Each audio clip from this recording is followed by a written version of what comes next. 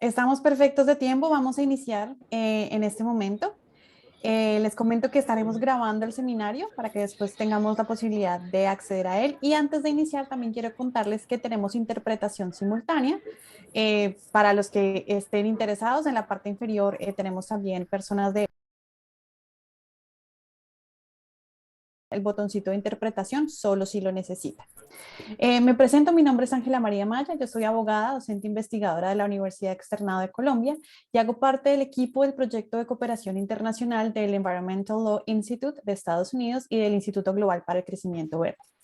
En el marco del proyecto de cooperación internacional que venimos desarrollando con la rama judicial, nos hemos encargado de apoyar en la formación precisamente de jueces que conocen de los casos relacionados con deforestación. El objetivo principal del proyecto ha sido ese, la formación judicial con expertos nacionales e internacionales en una serie de habilidades o herramientas para conocer los casos difíciles que tienen que ver con la deforestación en las diferentes jurisdicciones. En el marco de este proyecto de cooperación hemos realizado diferentes eventos, además de los cursos para jueces, hemos realizado eventos sobre jurisdicción ambiental con la Procuraduría y hemos apoyado en distintos momentos a los procesos de elaboración de leyes. Apoyamos en algún momento también al congresista, al representante Juan Carlos Lozada con algunos comentarios de los expertos internacionales, también en el proyecto de jurisdicción de la especialidad jurisdiccional ambiental y así el proyecto se ha encargado de vincularse a la realidad colombiana a través de expertos nacionales e internacionales para apoyar un poco la dinámica. Este webinar que estamos desarrollando hoy es el primero de 3 webinars que tendremos 3 jueves seguidos en el marco del segundo diálogo de política del proyecto de cooperación internacional. Este diálogo de política busca hacer precisamente eso, unos espacios en donde interactuemos académicos, personas que trabajan en el día a día, congresistas, gente de la fiscalía, de la institucionalidad, queremos jueces, por supuesto, y queremos generar espacios de discusión aprovechando la virtualidad que nos lo permite en este momento. Entonces, antes de iniciar y con los anuncios termino, quiero recomendarles o invitarlos a que se conecten a los siguientes 2 webinars que tendremos de hoy en 8 a esta misma hora. También estaremos circulando la información, incluso por el chat ahorita en un momento. Tendremos un webinar sobre clínicas legales ambientales y sobre el papel que tienen estas figuras en la formación de abogados, en la protección del medio ambiente, con expertos de 2 de las clínicas legales de Estados Unidos más prestigiosas y 2 de las clínicas colombianas más prestigiosas también, y no solamente de universidades, sino también de organizaciones no gubernamentales. Y el tercer webinar, que será el 4 de noviembre, es sobre justicia ambiental, dando un paso más. ¿Qué se requiere para los temas procesales de la justicia, necesidades procedimentales, necesidades sustanciales, moviéndonos un poco más acerca de la discusión de fondo de la jurisdicción ambiental? No le quito más tiempo a nuestros panelistas para que utilicemos bien el tiempo. Sus preguntas son bienvenidas. Este es un espacio para conocer y presentar esta nueva ley. Es una ley que ha sido un hito y que ha sido muy importante para el país, esta modificación del Código Penal. Por eso invitamos al doctor Juan Carlos Lozada para que nos presente de manera general el recorrido o la razón de ser de esta ley, porque es importante para nuestro país. Tendremos también a José Yunis de Visión Amazonía, con una perspectiva específicamente en deforestación, a Daniel Cardona de la Universidad Externado con una perspectiva académica sobre el tipo penal, sobre los tipos penales, perdón, a Madeleine Pérez de la Fiscalía sobre esa perspectiva en la lucha contra las conductas ilegales contra el medio ambiente, y también tendremos a Jessica Estorino, una de nuestras jueces estrellas en nuestros cursos de formación judicial, que nos contará desde la perspectiva judicial.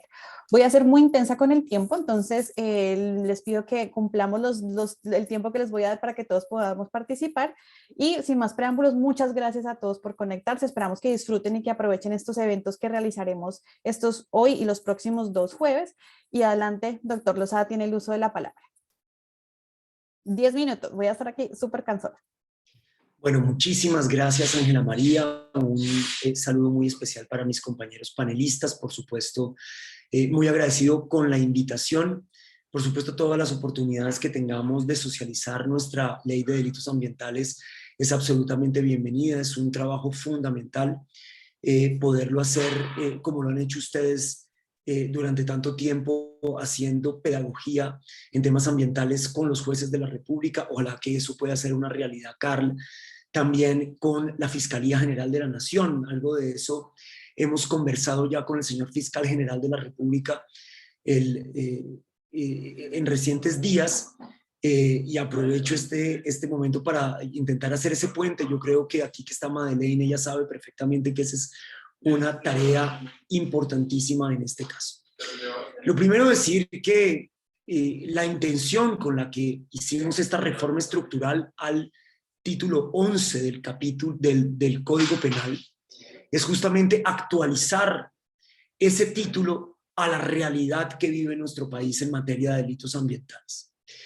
Y por eso el centro de esta reforma, en todo caso, como la planteamos nosotros, más allá de las modificaciones que haya tenido en su curso, en su trámite, tienen que ver con, digamos, la creación de 3 nuevos tipos penales.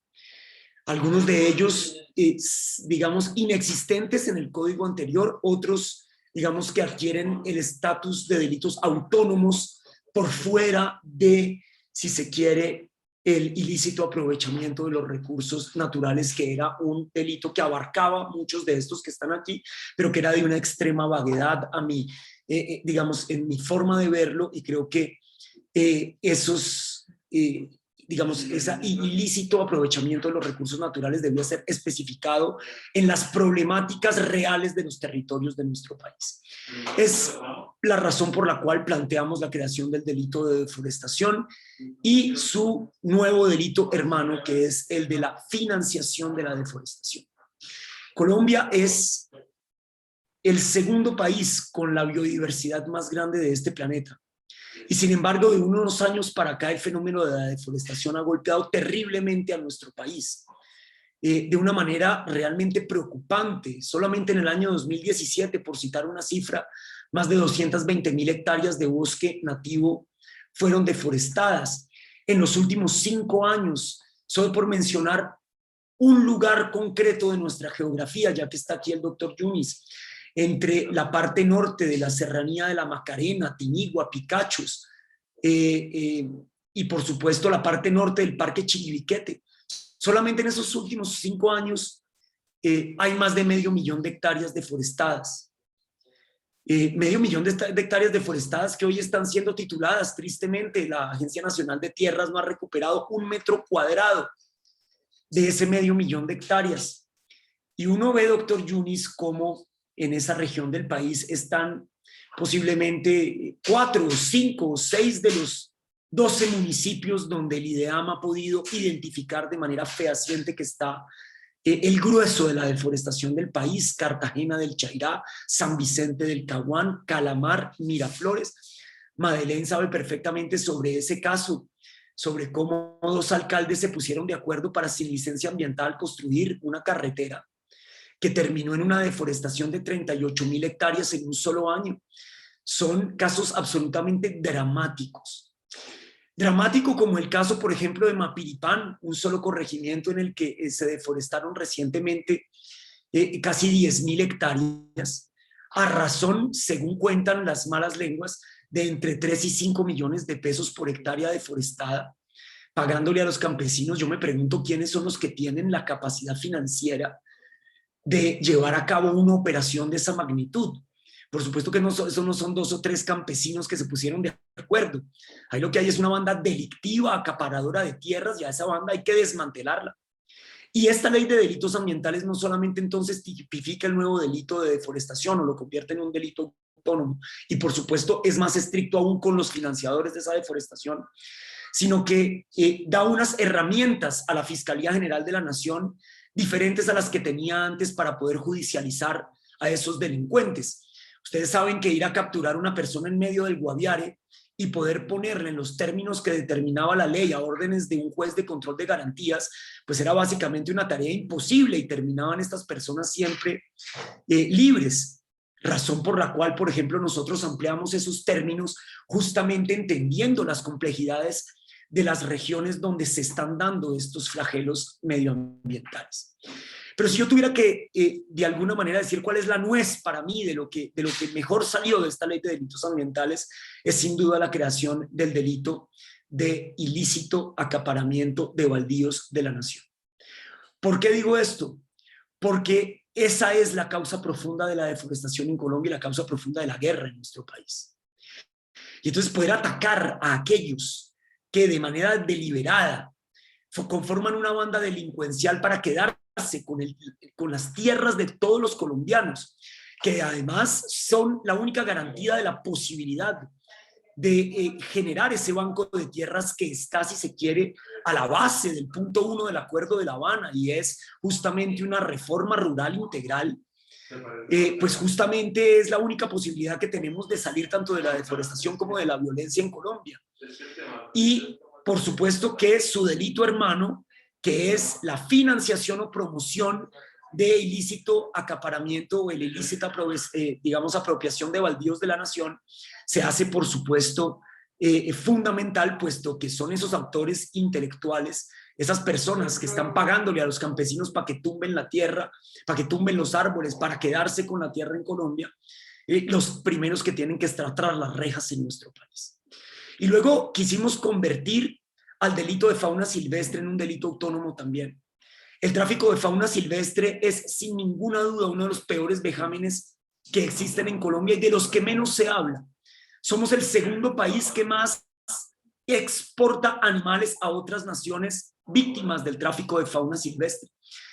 Dicen las cifras de la Policía Nacional que incautan más o menos 36.000 animales al año y que por cada uno de esos animales incautados, es decir, que le han quitado de las manos a los traficantes, debe haber 10 de los que no tuvimos noticia. Eso lo que muestra es la magnitud de este flagelo que está, por supuesto, deteriorando el ambiente y las funciones ecosistémicas de esas especies, pero que además constituyen un terrible caso de maltrato animal, y en este caso esos dos delitos, que además yo también creé el delito de maltrato animal en Colombia, ahora deben ir en conjunción en la lucha por el respeto de los animales en nuestro país.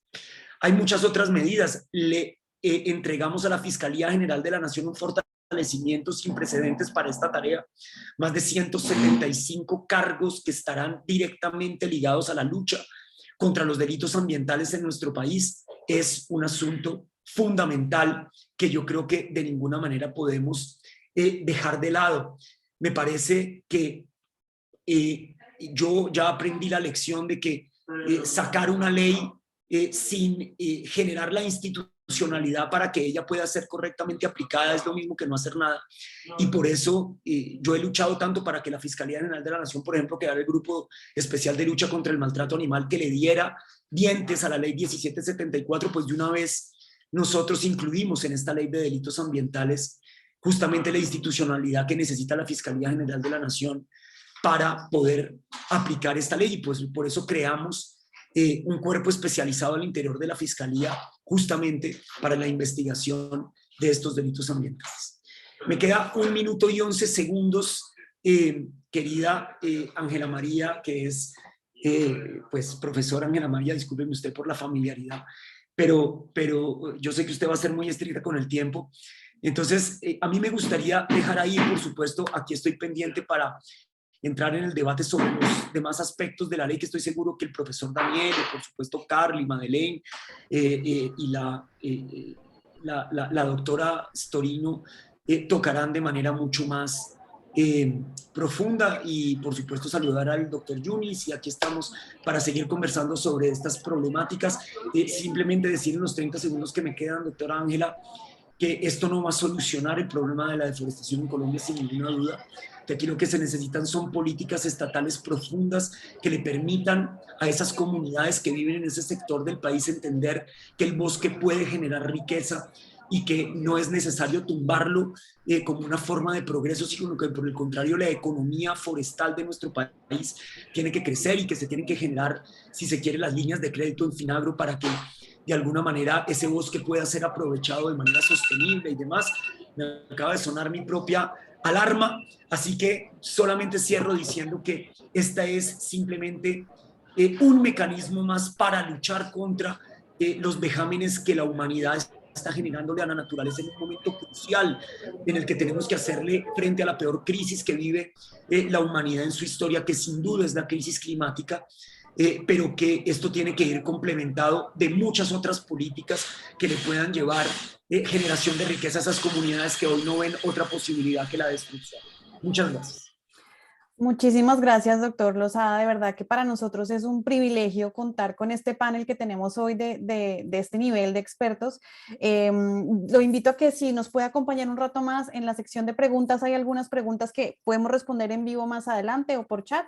Y nada, para contarles un poco, aquí estoy viendo la lista de asistentes, tenemos gente de todos lados, estudiantes de maestría que están haciendo sus tesis, funcionarios de entidades, profesores, docentes, investigadores de diferentes universidades. Entonces, eso es lo que nos gusta, generar la discusión académica en todos los niveles que los podamos hacer.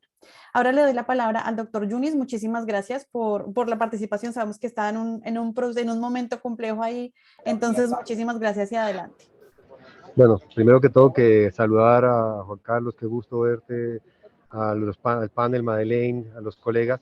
Disculpen, estoy en el aeropuerto, voy a permitirme, primero que todo, como decía el doctor Juan Carlos Lozada, esta no es la solución, es una parte de la solución, es las actividades de comando y control, unas de ellas que eran, digamos, necesarias en el país, pero obviamente el fenómeno de la deforestación es mucho más complejo y requerirá muchas herramientas como las que trabajamos en Visión Amazonía y muchas más. Yo quería señalar un poco como tenemos como las implicaciones de la ley de delitos. Yo quisiera empezar es con un slide que me parece muy importante y muy relevante. Me podrán decir si está ahí proyectándose la pantalla mía, pero me parece que es la perspectiva lo que yo quiero señalar acá. No sé, ahí están Sí, viendo la ahí ya se pantalla. está perdiendo perfecto, gracias. Entonces, doctor Juan Carlos y los demás, estas son las cifras históricas de la deforestación de Colombia de los últimos 20 años que tenemos los datos exactos. Esto no es dimensionado, esto no es aproximado, esto es la totalidad histórica. Es decir, al principio teníamos un sistema de monitoreo que empieza en el 2000, en el verde oscuro, quería señalar la deforestación, como dijo el doctor Lozada, pues en algún momento dado tuvimos el 2017 220.000 hectáreas, que es lo que se puede ver en estos periodos presidenciales, y después empezó a bajar lentamente, aquí volvió a subir y estamos ahorita ubicándonos en este momento en 145 a nivel nacional, pero 103.000 de ellos en la Amazonía, estamos hablando del dato, 2020, 109 en la Amazonía y 171 el dato nacional. Es importante esto porque, aparte de los datos y la importancia de lo forestal de Colombia, pues hombre, primero lo histórico, el promedio, cuando usted lo saca, son 150.000 nacionales, unos años más, unos años menos. En la Amazonía, en general, han estado alrededor de los 87.000 hectáreas, o sea, el 66% en la Amazonía. Este gráfico acá es muy importante porque vienen los próximos dos periodos. ¿Qué quiere decir llegar a la deforestación neta cero y por qué la traigo? Porque esto es simulado, pero tendríamos que bajar en el próximo gobierno por lo menos 30%, 40%, y el siguiente gobierno tendría que bajar el otro 30, 40%, si acaso más, cada vez será más difícil la última milla, para terminar con una deforestación quizás en los 40.000 hectáreas o no, y tendríamos que restaurar desde esta época 40.000 hectáreas de bosque para llegar a una neta cero. Esta es la perspectiva. ¿Por qué la traigo a colación? Porque esta es una herramienta muy importante que aparece a nivel nacional, que es el delito ambiental, y veremos los impactos y sus efectos acá. A partir de acá se verá el impacto de la ley de delitos ambientales o los mercados de carbono o las alternativas económicas, etcétera, que veremos. Pero esta es la perspectiva de Colombia, la que tenemos que tener en el largo plazo, en el mediano plazo, digamos, que tenemos acá. La buena noticia es que tenemos pues ya identificado cuánto, cuándo y dónde sucede, y el 80% de la deforestación sucede en estas regiones de Colombia, pero quiero que se den cuenta ahorita de que el acaparamiento de estos suelos, menos de 2 hectáreas, suceden en estos núcleos, de 2 a 5 hectáreas suceden estos núcleos, de 5 a 10 hectáreas suceden estos núcleos, de 10 a 20 hectáreas, 20 a 30, 30 a 50 y más de 50. Todas las de más de 50 están ubicadas en la Amazonía y un pedacito de Alguito de San Lucas y algo del Catatumbo. Esto quiere decir que si Colombia se ubica y pelea sobre la deforestación en estos núcleos, va a capturar el 70 al 80% de la deforestación, es decir, sabemos dónde debemos ir. También, como lo dijo, está perfectamente ya, gracias al IDEAM, gracias a los esfuerzos que hemos hecho en la financiación de todo este sistema, en los núcleos de la deforestación, cuánto porcentaje, en qué municipios y en qué veredas. No traje aquí el de veredas, pero también está el de veredas. Ya en la Amazonía también tenemos una actividad de dónde está ubicada la mayor, la que se refería el doctor Lozada. Mapiripán es de alta acaparamiento, de alta alcurnia, hay acaparamiento de bajos ingresos, pero hay acaparamiento de lado y lado. Pero ese acaparamiento al que se refería, que es en Mapiripán, es no solo el 8.000 o las 10.000 hectáreas que se presentaron, sino que además representa el 13%. Entonces, habría una costo-efectividad de trabajar en esto, y estoy diciéndole porque los delitos y la parte penal, digamos, también tienen que ser costo-efectivas, tienen que ser en algunos sitios, son más costo-efectivos que en otros y mandan unas señales muy importantes. Este gráfico se los traigo a ustedes porque es lo difícil de la deforestación y porque tenemos que ser muy eficientes y muy claros en dónde hacemos los procesos.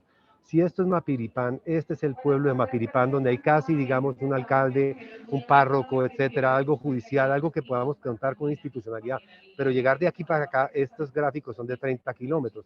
¿Dónde sucede la deforestación? Pues en sitios mucho más alejados, mucho más difíciles de llegar.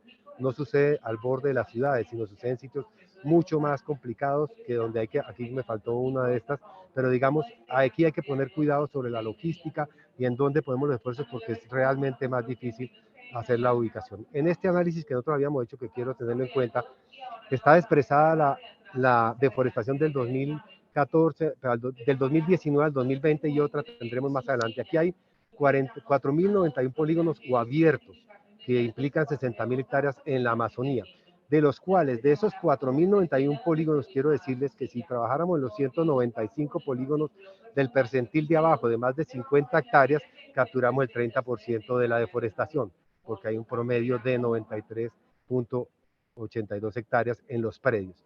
Si trabajamos a nivel de los pequeños, si pudiéramos decir pequeños de 0 a 10, estamos hablando de 11.500 hectáreas, 11.300 hectáreas, casi el 60% de los polígonos. Entonces, digamos, es gente que está en menos de 2 hectáreas, 2 a 5, 5 a 10, pero solo capturamos el 18% y los otros dos percentiles se viven de manera igual. Ahora, si usted rompe la tabla por la mitad y dices, este percentil es, digamos, de clase alta, de alta deforestación, y estas de menor deforestación, se dividen casi igual, pero no pesan iguales. Así que donde poner los esfuerzos, yo creo que es una cuestión de eficiencia y también de eficacia en y estas tablas, pues obviamente se soportan esto. Lo que quería decir es, Mapiripán, como señalaba el senador, 8.000 hectáreas se deforestaron en esa época en un año, 199 polígonos, pero esos 199 polígonos, 42 deforestaron 5.000 y la otra 1.134. Aquí hay que llegar con un delito, hay alguien haciendo unas apropiaciones. Distinto en Uribe Meta, donde hay muchos polígonos de menos de 10 hectáreas, de 2 hectáreas, es algo más social. Ahí, digamos, hay que entender el fenómeno, hay que entrar con otras alternativas, digamos, también hay que entrar con control y vigilancia, pero digamos, sugiere que hay una acción más social de 452 polígonos, 335 en el área. Eso es para decir que sabemos dónde está pasando. Las gráficas, pues lo que decía el doctor, esto es Mapiripán, alguien está loteando la finca, esas picas blancas es por donde parece que están yendo algo y ahí es donde hay que ubicar esos esfuerzos en ese lado. Pero si usted se va al Camuya, y quiero que tengan la parte aquí, la parte de abajo, digamos, sabemos que hay unos grandes deforestadores, pero llegar allí, y voy a permitirme devolverme aquí un momentico, llegar allí es llegar acá. Es una zona bastante remota, bastante difícil, así que si se hace un operativo, si se hace un control o se hace un tipo penal y un delito, pues habría que hacerlo de una manera muy clara y muy eficiente porque es bastante costoso y difícil.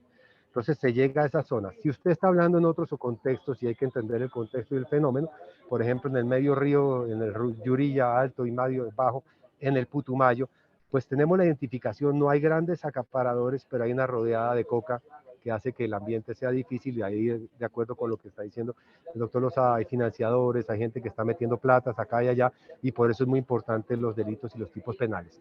Yo quería señalar varias cosas. Como hay nuevos valores tutelados, nuevos tipos penales, a Colombia se le está diciendo, mire, deforestar es un delito muy complejo, apropiarse de esto ya es autónomo, pues va a tener una parte que tiene que ver con la cultura, una resistencia, manifestaciones sociales en contra, va a ser un camino difícil, pero en algunos casos, digamos, esto será uno de los retos que hay para ello. Y se requiere por ello mucha educación sobre el fenómeno de la deforestación como el delito, no solo en jueces e investigadores, sino a nivel cultural. La gente piensa a veces que eso está bien, que eso es normal, y aquí estamos haciendo un tipo penal que está diciendo esto ya no es tolerable y no es aceptable. Como dijo, hay que generar mayores recursos. ¿Por qué? Porque se requiere con este fenómeno, digamos, tener una consistencia, una coherencia y una persistencia en la investigación, en los delitos y en el combate de la deforestación. Y obviamente son delictivos y complejos donde hay conexidades, algunas cosas están sobre acaparamiento, simplemente para praderización, otras tienen que ver con flujos de capital, lavaderos, flujos financieros que ya son más especializados, pero tiene que haber un entendimiento bien del tipo penal que lo hace más complejo. Como es un fenómeno extendido, tiene que ser priorizado, debe haber procesos muy efectivos, además muy dicientes, muy claros, que le muestren a la gente esto pasó acá y sale alguien condenado en Mapiripán por lo que está pasando, entonces la gente dice, bueno, entonces sí, la justicia está operando y por eso tenemos que ser muy eficientes en la logística y la investigación porque los sitios son muy alejados, llegar allá son 8, 10 horas, tiene que ir con una cierta logística, un cierto proceso, yo creo que Madeleine explicará un poco eso y obviamente no solo, como dijo, es que el fenómeno de la deforestación no solo se ataca con el delito, esto es lo último, lo que uno no quisiera llegar, o el tipo penal, o la fiscalía, es una herramienta de comando y control, pero están otras muchas, dentro de ello ofertas y alternativas sociales a las de comando y control, tipo como las que hacemos, en este programa hay 8.000 y pico campesinos vinculados tanto en créditos como en pagos por servicios ambientales, como en extensión rural, como en núcleos de desarrollo forestal para esa nueva economía forestal que es la que debe reinar en la Amazonía. En la Amazonía no debe reinar sino un modelo forestal. Todo lo que atente contra el bosque no debe ir y lo que ya atentó hay que reconvertir.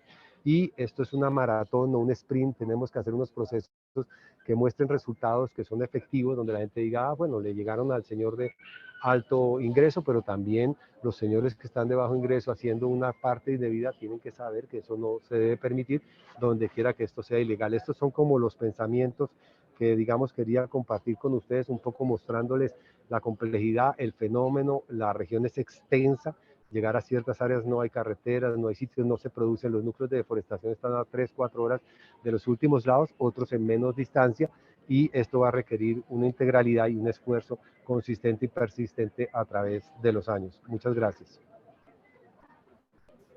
José, muchísimas gracias por esa intervención. Creo que nos está dando luces sobre la problemática que se pretende abordar y pues aunque la ley de delitos ambientales no es una ley exclusivamente sobre la deforestación, pues sí es una de las principales, sí es tal vez la problemática más importante y la que hace parte, digamos, del eje y del hilo conductor del proyecto de cooperación. Hemos visto entonces la razón de ser de la ley, la necesidad de la ley específicamente del tipo penal de deforestación y ahora vamos a movernos a una sección un poco más académica en el sentido de análisis concreto desde la disciplina penal. Y para eso agradezco a Daniel, que también es uno de los docentes que nos acompaña en el proyecto de cooperación internacional, para que inicies con tu explicación y con tus percepciones sobre la ley. Es evidente que una ley de esta naturaleza, una iniciativa de esta naturaleza no va a caerle bien a todo el mundo y todo el mundo no la va a analizar con los mismos ojos. Y de esto se trata la discusión académica, de las sombras y de las luces que tienen este tipo de iniciativas. Entonces, con ese ámbito de discusión académica y respetuosa, también veo unas preguntas muy interesantes como mirando las cosas por los dos lados. Te doy la palabra, Daniel, y muchas gracias. Y los invito, si están por ahí viendo preguntas que ya puedan ir respondiendo, adelante. Bueno, muchas gracias. Le voy a pedir un favor a José. Gracias. Ahora sí. Ya lo logramos. Bueno, nada, primero me presento para quienes no me conocen. Mi nombre es Daniel Cardona. Soy abogado, egresado de la Universidad Externado de Colombia. ¿Se está viendo la pantalla en este momento? Sí, se está viendo como cortada. Ahí ya está Ahora, perfecto. Perfecto. perfecto. Soy abogado, egresado de la Universidad Externa de Colombia, magíster en Ciencias Penales y Criminológicas, consultor y litigante en materia penal, y además fui entre el año 2016 y 2020 fiscal especializado y posteriormente fiscal delegado ante el tribunal. Y la idea del día de hoy, gracias a la invitación pues de Ángela, de Carol, del Environmental Law Institute, y pues aprovechando la presencia aquí del representante Lozada, es hacer una breve aproximación a los tipos penales que se crearon, a las modificaciones que existieron frente a los tipos penales ya existentes, y generar algunas críticas, porque claramente lo que vamos a ver aquí es que se van a generar ciertos retos y ciertas discusiones de cara a la aplicación de estos tipos penales. Obviamente no pretendemos hacer aquí un curso de derecho penal, pero vamos a plantear algunos de los puntos más importantes de cara a las modificaciones y a las novedades que nos trae la Ley 2111 del 2021. Y debemos partir por lo básico, y es que claramente estamos de acuerdo en que el derecho penal debe entrar a regular, como lo ha venido haciendo desde hace algunos años, los temas ambientales, porque está de por medio finalmente la continuidad incluso de la misma especie, que le podamos dejar a las futuras generaciones un ambiente en el que podamos vivir. Y si miramos la ley 2111, tenemos, digamos, unos grandes grupos. Por un lado, la modificación de todo el capítulo relacionado con los tipos penales que atentan contra los recursos naturales y el medio ambiente, y otras determinaciones que están relacionados con temas de competencia de los jueces penales de circuito especializados frente a algunos de los delitos, y unas medidas patrimoniales que van a ser bastante discutibles en mi opinión, y una nueva estructura al interior de la Fiscalía que me parece básico, y realmente comparto esa apreciación del representante Lozada en punto a darle una estructura para que tengamos un grupo especializado al interior de la Fiscalía que se dedique a los temas más importantes y priorizados. Obviamente, no es que todo deba caer ahí, porque si no terminamos generando es un cuello de botella, pero sí que tengamos en esa unidad especializada los casos priorizados, en los términos de José Yunis, los casos más importantes para que se puedan desde ahí generar los impactos que requiere el país en materia de lucha contra la criminalidad ambiental. Entonces, pasemos. El primer capítulo son el delito de ilícito aprovechamiento de los recursos naturales. Aquí lo que vamos a tener es que se amplían las modificaciones, en esencia son una ampliación de los verbos rectores. Los nuevos verbos tenemos acceder, capturar, extraer, pero hay un punto que nos va a generar a nosotros alguna discusión ya en la práctica judicial, y es que se establece una cláusula abierta casi que indeterminada, y el que de cualquier otro modo se beneficie. Esa indeterminación podría dar lugar incluso a discusiones en torno a la constitucionalidad de esta disposición, precisamente por la indeterminación de la conducta. Se amplían algunos objetos materiales y se genera también una discusión, y es si con esta redacción existe una lesión al principio de intervención mínima, en tanto que estamos ante un delito de mera conducta que no está de alguna u otra manera generando pautas mínimas de cuándo debería intervenir el derecho penal. Un segundo delito, que es el delito de tráfico de fauna. Este es un delito novedoso, vamos, en la línea con lo que nos ha venido exponiendo el representante Lozada, cómo se generan unos tipos específicos, y este es un ejemplo de ellos, y pues se señalan ahí los verbos rectores. Es importante tener en cuenta también las penas que se establecen van a generar discusiones en torno a la procedencia o no de, por ejemplo, suspensión condicional de la ejecución de la pena. Uno podría pensar en principio que no, en tanto y en cuanto que la pena mínima es de 60 años, pero si por alguna terminación anticipada del proceso, piense en aceptaciones de cargos, preacuerdos, la pena llega a ser inferior a 48 meses, pues entonces sí podríamos pensar en que se aplique la suspensión condicional de la ejecución de la pena.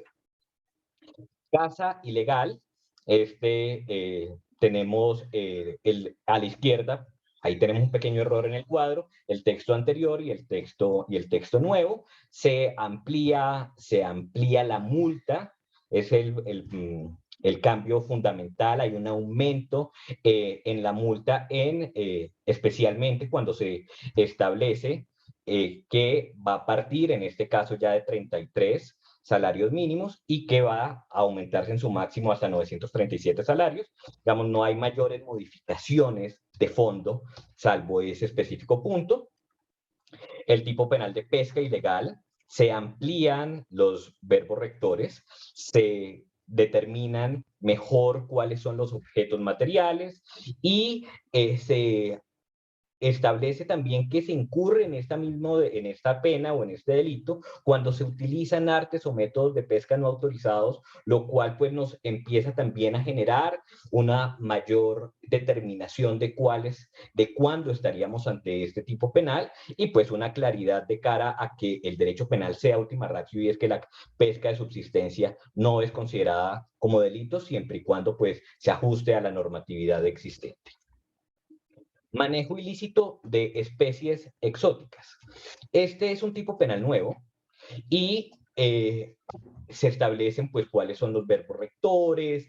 Y aquí hay un punto que me parece importante, y es que a diferencia de lo que sucedía con algunos de los tipos penales que ya habíamos visto con anterioridad, miremos cómo aquí cuando se describe el objeto material nos engloba como un único objeto especies silvestres exóticas. Entonces pareciera que tiene que tener esa doble condición, especie silvestre y además exótica o especie invasora. Estos problemas en punto a la forma en la que quedaron descritos van a generar, y lo prevemos desde ya, problemas de aplicación cuando estemos ante especies que puedan considerarse exóticas, pero que si son silvestres o no, si son invasoras y si se requiere que además sean exóticas. Esta discusión en punto a los objetos materiales nos puede generar en la práctica discusiones que hay que ver cómo lo va desarrollando esto la jurisprudencia. Pero aquí, digamos, hubiese sido importante tener un poquito más de especificidad en punto a la descripción del objeto material como sí se hacía en unos tipos penales anteriores.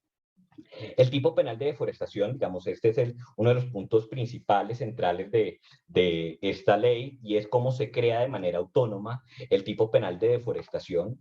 No es cualquier tala, no es cualquier quema, se establecen unos criterios mínimos para que sea de interés jurídico penal, y eso lo celebramos precisamente porque no es que el derecho penal vaya a actuar ante cualquier actividad de tala o quema, sino que se queda reservado para aquellos casos en donde esa actividad de deforestación superen o superen 1 hectárea, lo cual pues nos deja entonces que las actividades en donde exista un área inferior van a ser de competencia únicamente del derecho administrativo sancionador. Importante en todo caso resaltar que esa área puede ser continua o discontinua, y se establecen pues unas circunstancias de agravación.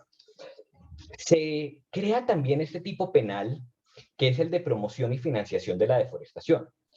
Y aquí, digamos que lo que se intenta penalizar es precisamente la actividad de quien de alguna u otra manera está prestando esos medios técnicos, esos medios económicos que permitan esa actividad de deforestación. Y esto nos genera inmediatamente una pregunta, y ¿era necesario este tipo penal? Y la discusión se plantea si tenemos en cuenta las definiciones que tenemos nosotros en el Código Penal en punto a quiénes son autores, coautores y la figura de la participación, ya sea como determinador o cómplice. Y ahí eventualmente uno sí que podría decir que este tipo de actividades quedaban ya cobijadas por las figuras que ya teníamos en materia de autoría y participación. Pero la parte que más nos genera inquietud es cómo se termina estableciendo una pena mucho más alta para quien está en actos de financiación, de promoción, que para quien está desarrollando la actividad propia de deforestación. Miremos que en este caso la pena inicia en 96 meses, y si nos devolvemos a revisar la pena del tipo penal de deforestación, inicia en 60 meses. Entonces es ahí donde uno empieza a mirar con cierta preocupación desde una perspectiva netamente dogmática, desde una perspectiva netamente académica, la forma en la que termina quebrándose con esos criterios que ya tenemos en el Código Penal de cara a la figura de coautores o de cara a figuras como la determinación o la complicidad y las penas que allí se establecen. Aquí estamos generando unas penas superiores para quien no está desarrollando la actividad de deforestación, sino promocionándola y financiándola, y eso podría generar discusiones en torno a la proporcionalidad. ¿Qué termina siendo peor? ¿Que alguien lo esté promocionando o que alguien esté efectivamente desarrollando la actividad de deforestación? Esto simplemente a manera de crítica desde una perspectiva académica. Tenemos el tipo penal de manejo y uso ilícito de organismos genéticamente modificados, se amplían los verbos rectores, se amplía o se aumenta la pena de multa. Vamos, son las modificaciones más importantes en relación con este tipo penal. Ya teníamos un tipo penal similar con antelación a la ley 2111. Entonces, frente al tipo penal de explotación ilícita de yacimiento minero y otros materiales, no se evidencian mayores modificaciones, no se evidencian cambios. Pasamos al segundo capítulo de la ley en relación con los tipos penales ambientales y tenemos aquí entonces el tipo penal de daño a los recursos naturales y ecocidio. Y aquí, digamos que tenemos una discusión y es, si uno revisa la descripción de cuándo se incurre en el daño a los recursos naturales, antes del parágrafo, no se hace referencia a criterios de masificación, de destrucción generalizada grave o sistemática. Es decir, el tipo penal de daño a los recursos naturales no exige ese tipo de elementos.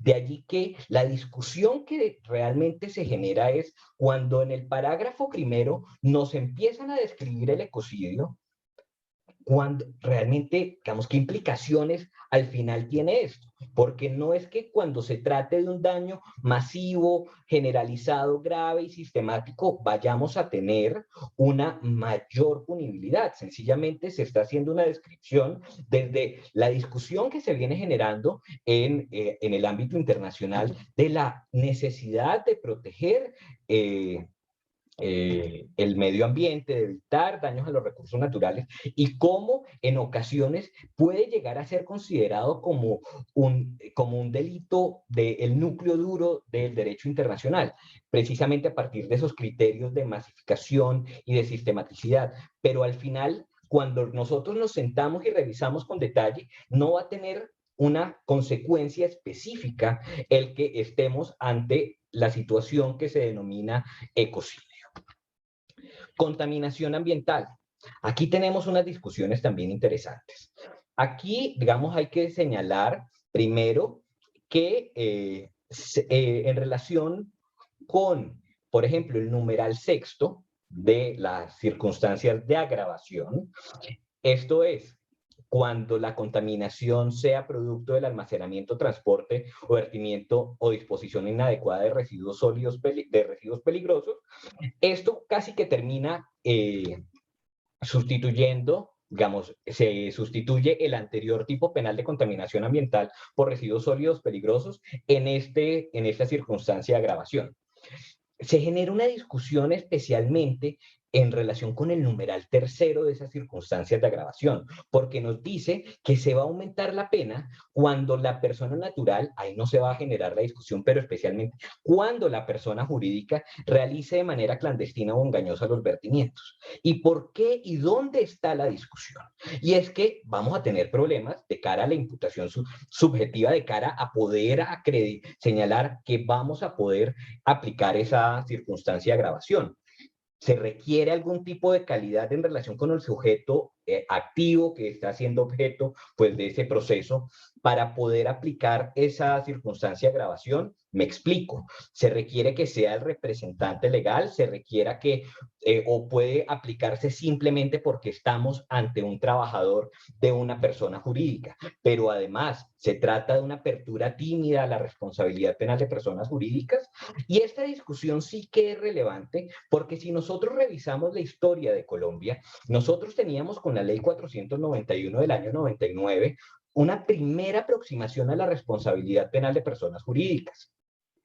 Estas disposiciones de esa ley fueron analizadas por parte de la Corte Constitucional en una primera aproximación en la sentencia C-320 del 98, en un control como consecuencia de unas objeciones y componencia del magistrado Eduardo Cifuentes, y allí se señaló por parte de la Corte Constitucional que no podía establecerse un sistema de responsabilidad objetiva. Y entonces aquí la pregunta es, ¿cuándo podemos señalar, bajo qué criterios, que la persona jurídica está realizando esa actividad o ese supuesto de hecho que se establece como circunstancia de agravación? Lo cual se reforzó más adelante con la sentencia C843 del 99, con ponencia del magistrado Alejandro Martínez, donde finalmente se declaró inexequible la disposición que establecía la responsabilidad penal de personas jurídicas, no porque vaya en contravía de la Carta, sino por la indeterminación en torno a los criterios de imputación frente a la persona jurídica y por la ausencia de criterios en torno a la imposición de la sanción. Entonces la pregunta aquí es, ¿cuándo podemos nosotros sostener que una persona jurídica es la que está desarrollando la actividad de contaminación de cara a la aplicación de esa circunstancia de agravación? Eso nos va a generar grandes discusiones en la práctica judicial. Tenemos el tipo penal de contaminación ambiental por explotación de yacimiento minero o hidrocarburo sin modificaciones. El tipo penal de experimentación ilegal con especies, agentes biológicos o bioquímicos. Se aumenta pues una de las circunstancias para que estemos ante este tipo penal. Pasamos al tipo penal de invasión de áreas de especial importancia ecológica, y frente a este tipo penal, además de que, digamos, se clarifican los objetos materiales sobre los cuales debe recaer la conducta, tenemos una discusión, y es que cuando revisamos la circunstancia de agravación, esto es, que se afecten gravemente los componentes naturales que sirvieron de base para la declaratoria, en tratándose específicamente de la propiedad colectiva de las comunidades negras y de los resguardos indígenas, la determinación de ese tipo de propiedades o de ese tipo de territorios no se hace en consideración a los componentes naturales, sino en consideración a la población a la cual se le reconoció ese derecho. Es decir, esa circunstancia de agravación, cuando se trata de propiedad colectiva de comunidades negras o resguardos indígenas, no va a estar atado a un aspecto ambiental de los recursos naturales, sino en consideración precisamente a la población, lo cual de alguna u otra manera rompe pues con la filosofía de esta ley de estar pensada en clave de la protección del medio ambiente.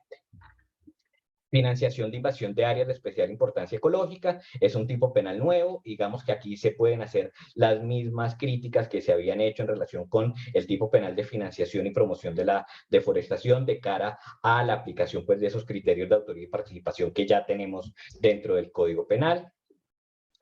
Pasamos ahora al artículo 337, apropiación ilegal de baldíos de la nación. Y yo entiendo, doctor Lozada, la filosofía con la que está creado este tipo penal.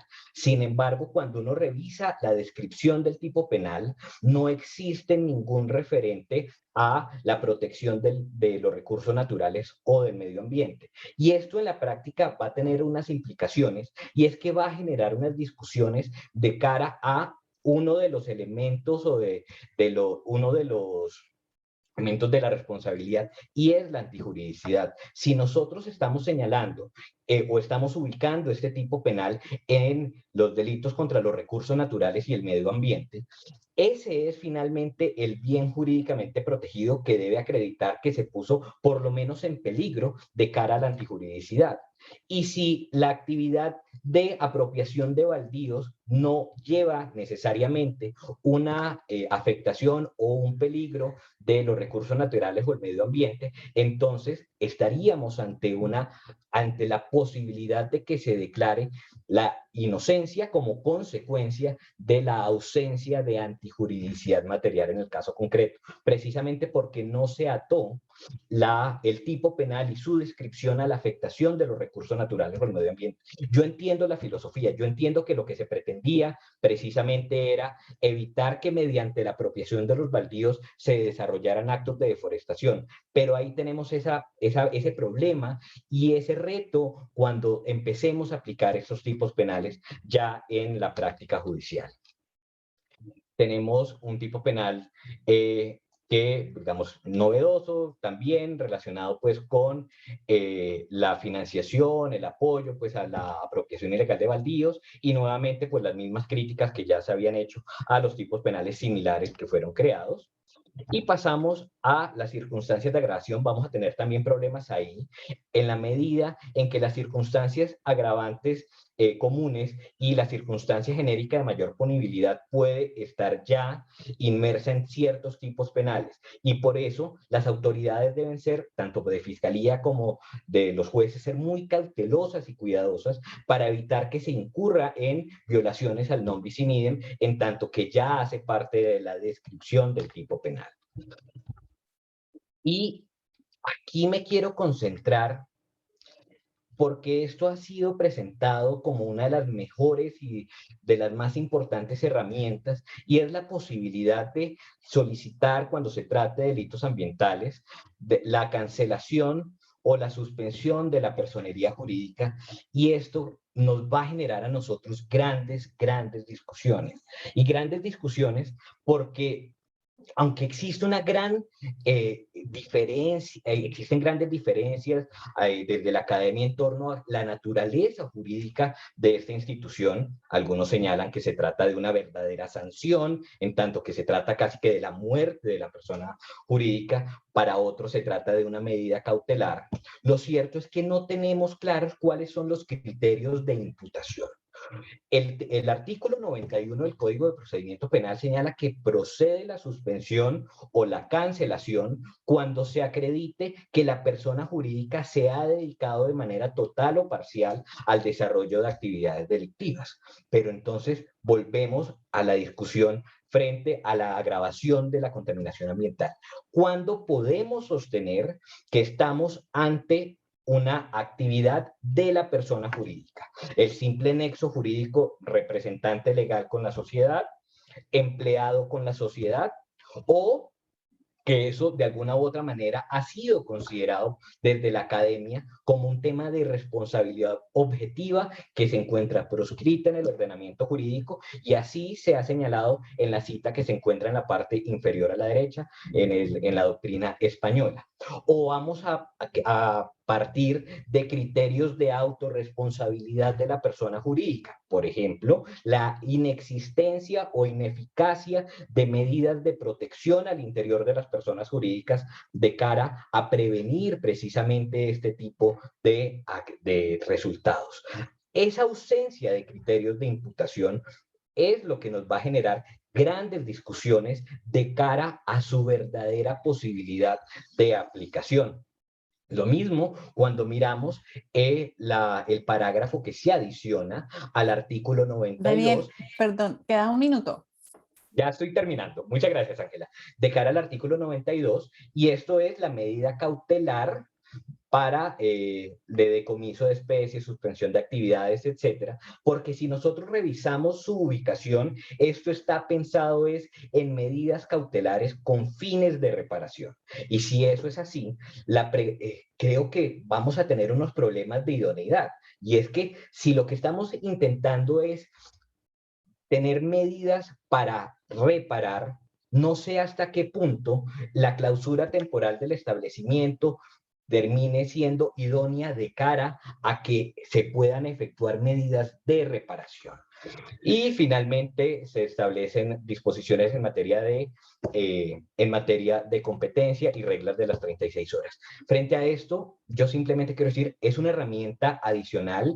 El derecho penal no nos va a cambiar el mundo, nos va a dar herramientas precisamente para que podamos atacarlo, pero también tenemos que tener medidas más eficaces desde el derecho administrativo sancionador, y medidas de cara a la prevención. Y con esto termino. Muchísimas gracias. Gracias, Daniel, por ese excelente y completísimo recorrido. Sabemos que esto da para una clase, precisamente es a lo que nos dedicamos, pero creo que la síntesis fue completamente pertinente. Ahí en el chat hay varias preguntas para ti. Ahorita coordinamos cuáles respondemos directamente en el chat y cuáles en público, pues para que todos lo podamos oír. El recorrido nos ha llevado a demostrar que la ley, si bien tiene la intención clara, también tendrá algunas dificultades y sobre todo un mensaje que han destacado los tres conferencistas que han hablado ahora y es el derecho penal es la última ratio. Entonces, eso es algo que yo he visto en las preguntas que han surgido y es, hay algunas sobre cultivos ilícitos y qué pasa si es menos de 1 hectárea, el tipo penal dice 1 hectárea, sí, porque se pretende llegar a lo más grave que está sucediendo. Esa es mi interpretación del tipo. Lo que se entendería como menos de 1 hectárea, no entra en la definición de bosque natural, existen un montón de medidas anteriores de comando y control que se intentarían resolver esa situación. Es momento ahora de conocer la interpretación o la perspectiva que tiene la Fiscalía o los operadores en la Fiscalía y después con la rama judicial de la nueva ley. Entonces le doy la bienvenida a la doctora Madeleine Pérez de la Fiscalía. Muchas gracias por acompañarnos y tienes 15 minutos. Adelante. Ok, muchas gracias a todos. Para mí es un orgullo estar representando mi institución en este escenario. Un saludo muy especial les envía mi jefe, la doctora Daisy Jaramillo Rivera, quien hace parte de la Dirección Especializada contra la Violación de los Derechos Humanos, y el eje temático de los recursos naturales hace parte de ese grupo importante. Me han dado 15 minutos. Yo quiero decirles que desde la institucionalidad y desde mi labor como fiscal que investiga este tema, estos delitos contra el medio ambiente, pues sí recibimos con mucho agrado esta reforma al código por varias razones. La primera, porque esto indica claramente que los recursos naturales se han vuelto un tema importante no solo para la Fiscalía, sino también un tema importante para la política del Estado colombiano. El hecho de que se haya aprobado esta reforma, sí, hay unos puntos más claros que otros, pero la aprobación de esta reforma fue un mensaje importante para la Fiscalía, fue un mensaje importante para la sociedad, fue un mensaje supremamente importante para los jueces. Las experiencias que tenemos, y está muy importante que hayan invitado jueces y que estemos en esa sensibilización, porque realmente todos necesitamos entender que los recursos naturales ya no son, digamos que la puerta de atrás del derecho penal, ¿sí? Ya, de hecho, hay decisiones que le han dicho al Estado colombiano que los recursos naturales son más importantes inclusive que la vida de un ser humano. Entonces, cuando uno le explica eso a un juez de control de garantías de un sitio recóndito del país, inclusive de áreas importantes de ciudades capitales, hay algunos que nos han dicho, no exagere, señora fiscal, ¿cómo va a comparar usted el delito contra la vida o un delito sexual con un delito que tiene que ver con los recursos naturales? Entonces, esto hace parte de la sensibilidad, el mensaje que se envía con esta reforma de la ley, pues es un mensaje claro en el que todos estamos diciendo, venga, el hecho de que ya los delitos contra los recursos naturales no sean competencia de un juez del circuito, no porque los delitos que ellos manejan sean de poca monta, sino porque ahora son de conocimiento de un circuito especializado, tiene una razón fundamental, y es porque estamos frente a estructuras organizadas de crimen organizado, ¿sí? Entonces, ese mensaje, que yo no sé si así lo ha entendido todo el mundo, pero yo sí lo veo de esa manera, yo sé que la Fiscalía también lo ve, y yo creo que desde el momento en que se hizo la ponencia se vio de esa forma.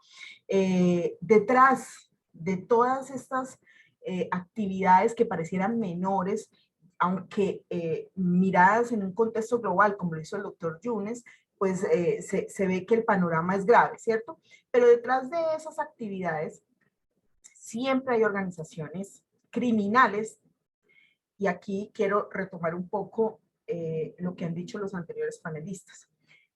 El fenómeno de la deforestación, si vamos a hablar de la deforestación principalmente como uno de los delitos más novedosos, es un fenómeno criminal.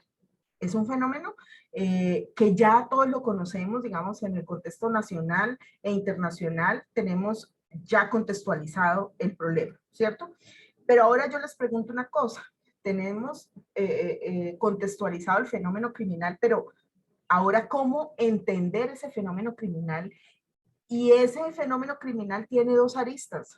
Uno, organizaciones ilegales, abiertamente ilegales, como los GAOs, los grupos armados organizados, las disidencias de las FARC, en fin, esos grupos ilegales, pero hay otro porcentaje muy importante que también es una organización ilegal, pero que hace parte de actividades legales.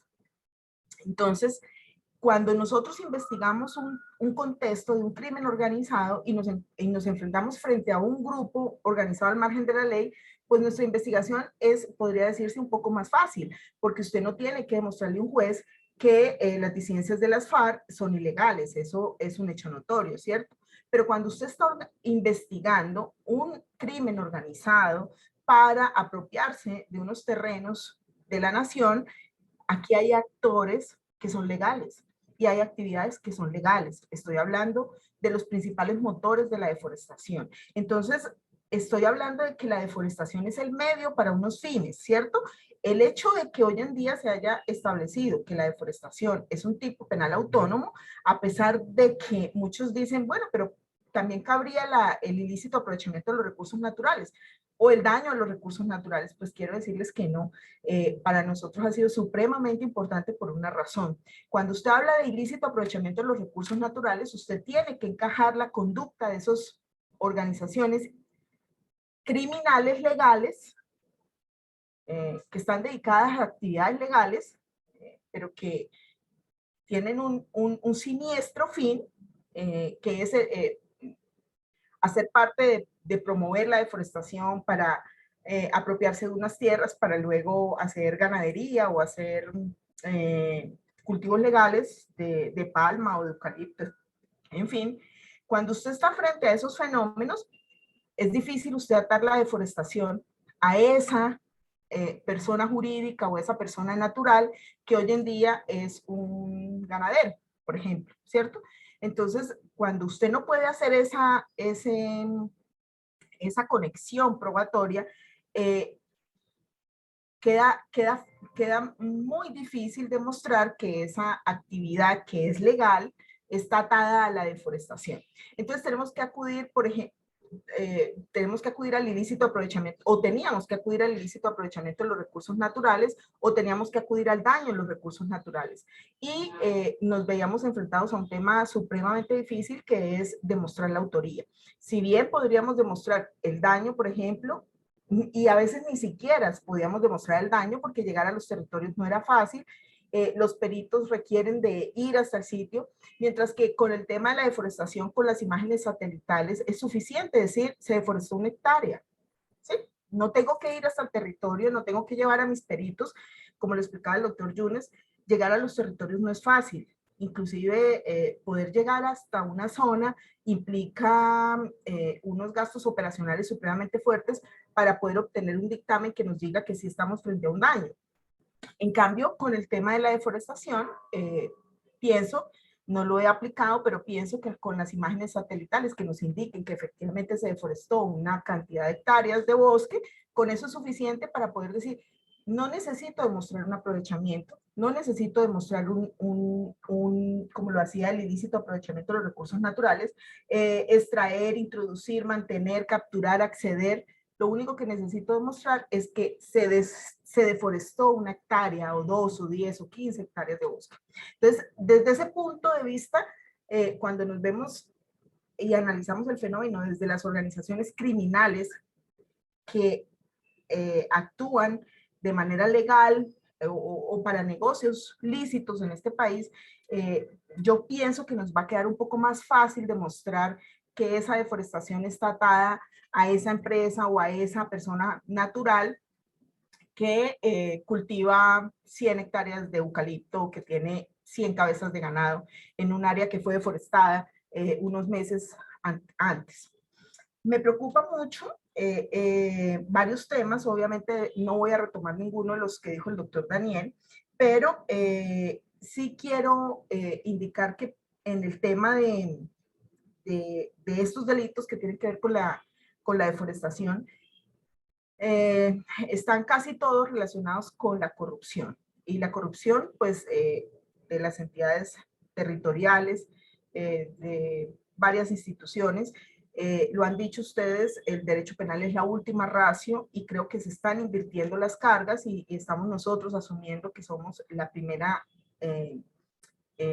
misionalidad que debe corregir el problema. Y aquí quiero hablar de las autoridades ambientales, de las autoridades que deben ejercer el control en el territorio. Y allí tenemos un tema supremamente difícil en el que tengo que decirlo así claramente, pues es un tema de corrupción grave y lamentablemente yo sugerí, cuando me preguntaron acerca de esta modificación de la ley, que los tipos penales que están en el tema de los títulos de administración de justicia y los que tienen que ver con la administración pública, tenían que ser agravados cuando estaban atados a los tipos penales de medio ambiente. Por una razón, porque lamentablemente en todas las actividades que nosotros estamos desarrollando en nuestras investigaciones hemos encontrado que siempre hay un acto administrativo que está legalizando una actividad que primariamente era ilegal. Entonces, encontramos que esas actividades, pues lamentablemente están atadas a temas de administración pública o de corrupción administrativa, pero no podemos probar el tema ambiental, por ejemplo, no podemos probar el delito ambiental, pero sí podemos probar el tema de administración pública, por ejemplo. Entonces, creo que ahí quedamos un poco débiles en el sentido de que debimos haber aumentado las penas en los temas de administración pública cuando estuvieran relacionados con los temas ambientales.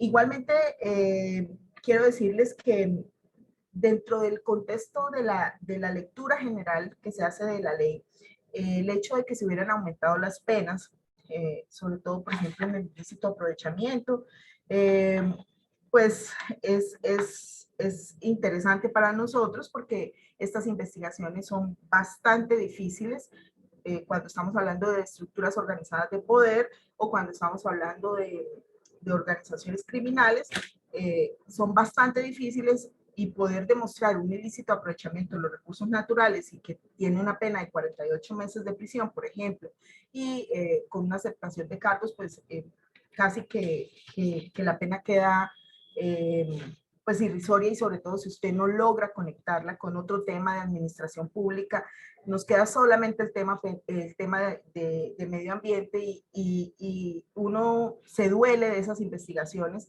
que quedan en esas penas tan bajitas. En relación con el tema de la financiación, que era uno de las pautas que exponía el doctor Daniel, pues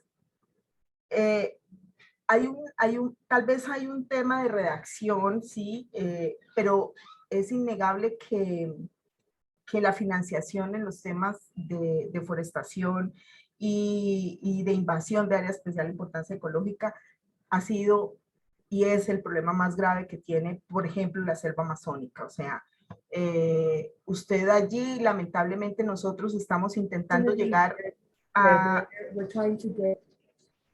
Se abrió un micrófono. Nosotros estamos intentando llegar, obviamente, un poco más allá, pero no es fácil. Entonces, lograr conectar esa financiación de esas invasiones de áreas de especial importancia ecológica o de la deforestación, que sea un delito autónomo, pudo haber sido un agravante, usted tiene razón, doctor, pero era necesario. Esto es un tema de política criminal. Igualmente en lo que tiene que ver con la apropiación de baldíos, es un tema, es uno de los fines de la deforestación, que es el acaparamiento de tierras.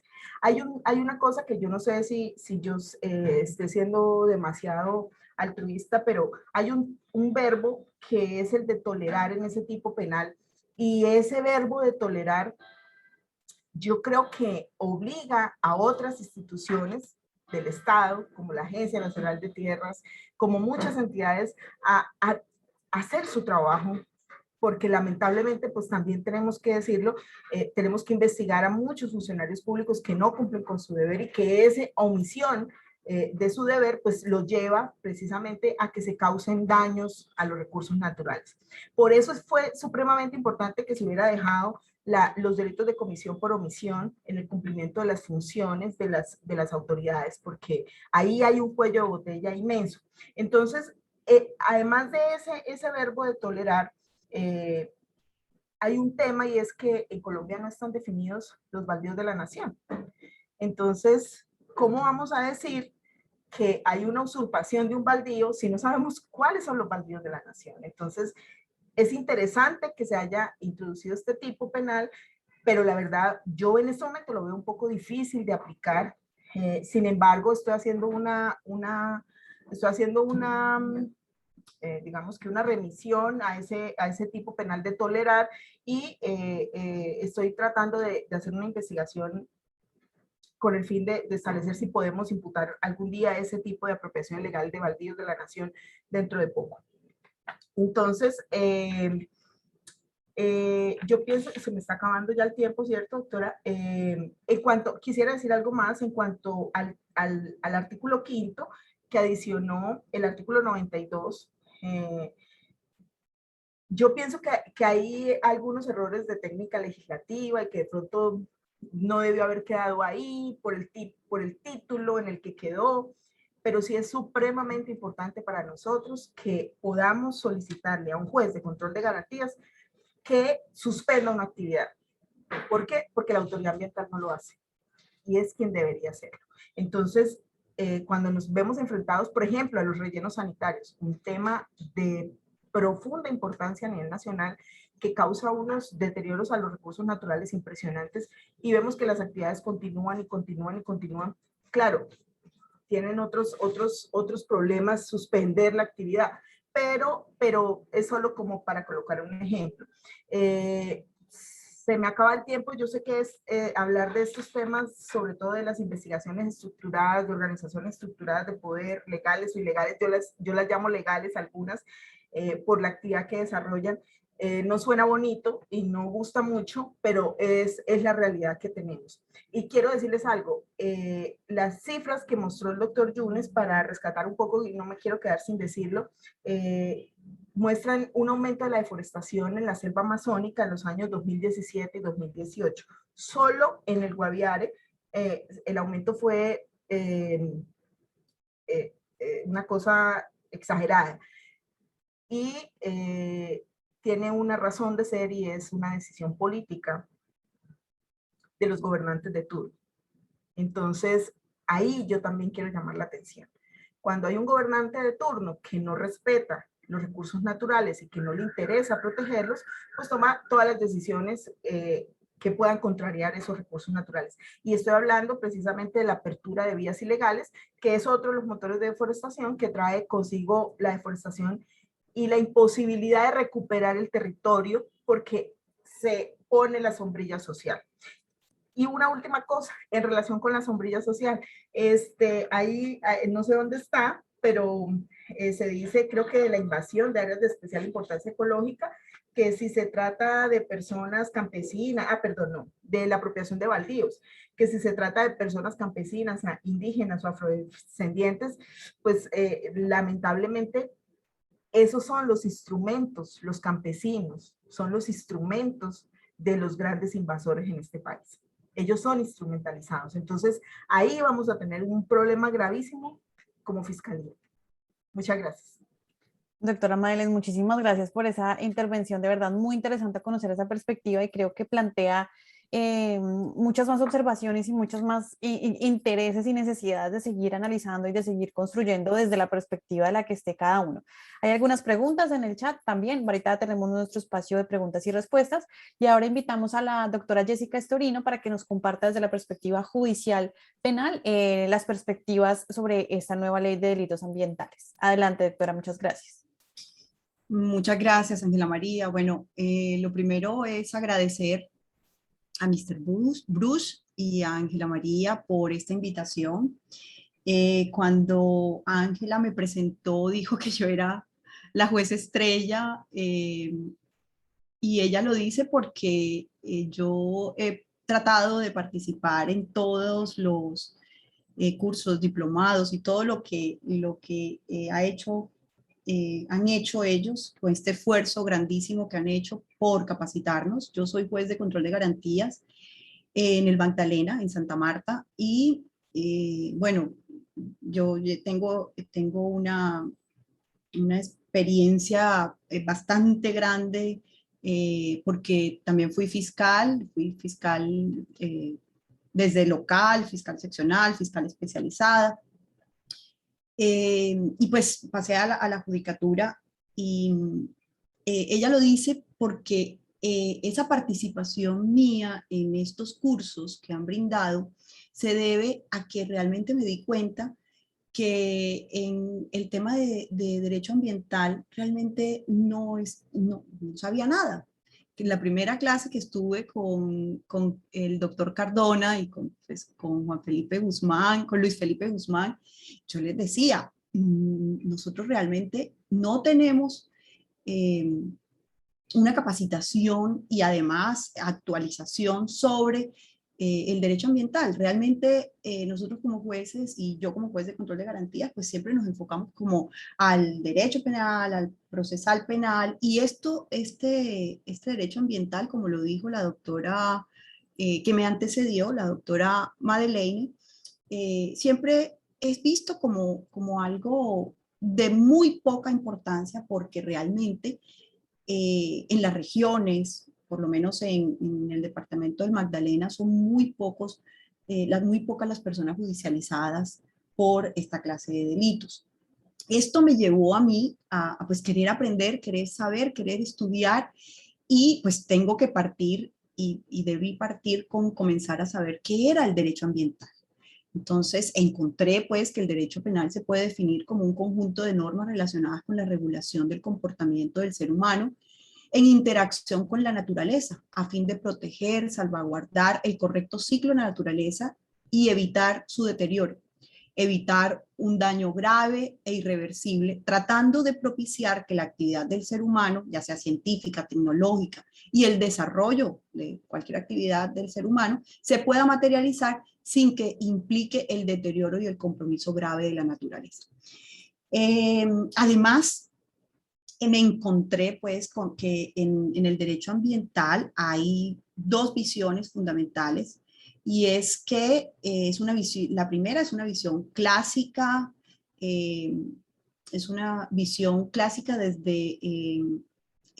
la cultura occidental, y esto ha imperado a nivel internacional desde prácticamente que nació el derecho ambiental, y es tener el derecho ambiental como, o la protección que deriva del derecho ambiental a la naturaleza en razón al servicio que la naturaleza presta al ser humano, en razón al beneficio que los ecosistemas, los animales, los árboles brindan al ser humano.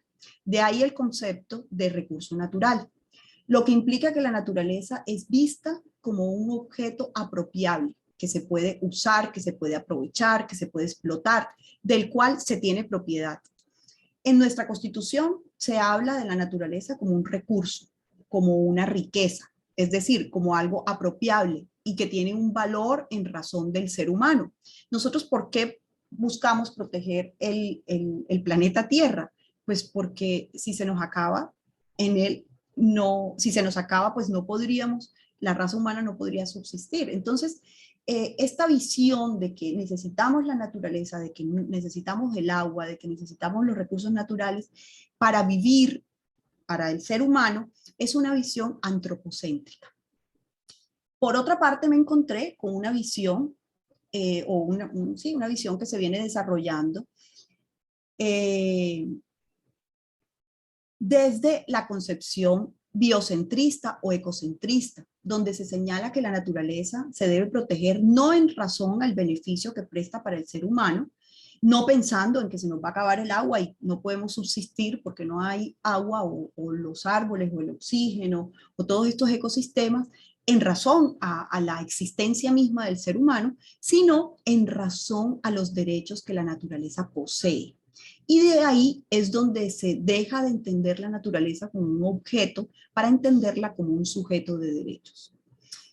A nivel regional, o sea, a nivel regional, quiero decir, en América Latina, se han visto algunos países que han cambiado su enfoque sobre la naturaleza. Y tenemos el ejemplo de Ecuador, que en el 2008 expidió su constitución y desde la constitución estableció que la naturaleza era entendida como un sujeto de derechos. Y pues a mí me gusta mucho el ejemplo de Bolivia, que expidió en el 2010 una ley que se llama Los Derechos de la Madre Tierra, donde se establece que la Madre Tierra, entendida como la naturaleza, es un sujeto colectivo de derechos. Esto me parece, wow, realmente. Esto es un viraje tremendo a entender el derecho ambiental desde el punto de vista biocéntrico o ecocéntrico y a entender que debemos proteger la naturaleza no por los beneficios que nos prestan como seres humanos, no porque necesitamos la naturaleza para subsistir, para que nuestra especie continúe, sino por los derechos que le asisten a la propia naturaleza. De ahí, bueno, en la ley de Bolivia se habla, por ejemplo, del ciclo vital de la naturaleza en el cual se supone que el ser humano no debería intervenir. Entonces, estos son conceptos que para mí, que realmente apenas estoy, gracias a estos cursos que me han brindado, apenas estoy entendiendo el derecho ambiental y me estoy metiendo en estos temas. Para mí esto es un concepto, o sea, asombroso, muy bueno, y además que me permite entender realmente, por ejemplo, cómo fue la sentencia del oso Chucho. Si lo recuerdan, el habeas corpus que se interpuso para defender al oso Chucho. Y creo que cuando me invitaron a esa reunión, yo hablé con Ángela y le dije, Ángela, voy a exponer sobre la ley 2111. Y ella me dice, no, simplemente queremos ver su visión desde la judicatura. Entonces yo creo que esta es la visión que debe tener la judicatura, o creo que para allá debemos movernos como país, y es entender que definitivamente el medio ambiente no es importante solamente porque nos brinda beneficios a los seres humanos, sino por los derechos mismos que tiene la naturaleza. A partir de aquí, pues he hecho una revisión no profunda sobre, o bueno, con toda esta normatividad. También miré un poco hacia lo internacional y podríamos llamar que era como el bloque de ambientalidad, que son los instrumentos internacionales. Y me llevo con una desafortunada sorpresa, y es ver cómo Colombia no suscribió o no ha suscrito el acuerdo de Escazú. En nuestra Constitución, por ejemplo, lo que nos damos cuenta es que a la naturaleza o al medio ambiente se le tiene, como lo dije inicialmente, o con ese enfoque, donde el ser humano es lo importante, ¿verdad?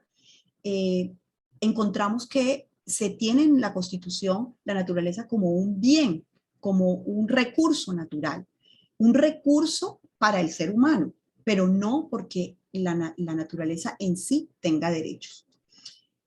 Bueno, esto es como la visión, lo que me pidió Ángela, es la visión que yo creo, no que tenemos los jueces, no es la visión que tenemos, porque escuchando a la doctora Madeleine, yo estoy de acuerdo con ella y estoy muy segura de que por mi paso por la Fiscalía, de que lo que ella dice de los jueces de control de garantías de un lugar apartado del país no solamente se predica de la judicatura, se predica de todas las entidades, inclusive de la propia Fiscalía. Y se lo digo porque yo trabajé muchísimos años en la Fiscalía y realmente los delitos contra el medio ambiente, bueno, yo estuve en la Fiscalía hace 10 años y estuve por 15 años en la Fiscalía. Entonces, durante mi paso por la Fiscalía, los derechos ambientales o la judicialización por derechos ambientales realmente eran muy pocos, muy, muy pocos. Entonces, es un tema que realmente nosotros como sociedad no le hemos dado la importancia que realmente tiene al medio ambiente.